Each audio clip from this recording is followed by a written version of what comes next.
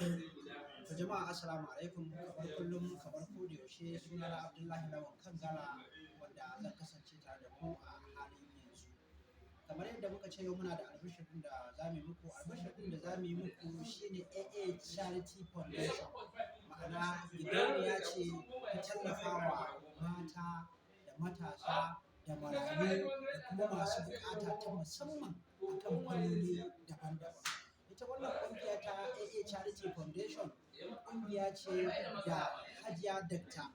Aminatu Abdulkarim Muhammad shugabar mata ta Jamhuriyar Nijar mazauna Najeriya ta samar domin tallafawa mata da matasa akan harkar ilimi, akan harkar abin da ya shafi lafiya, akan harkar koyar da sana'o'i wa mata domin su dogara da kansu da kuma zawarawa da marayu domin su ma su dogara da kansu su riƙe kansu su zama mutane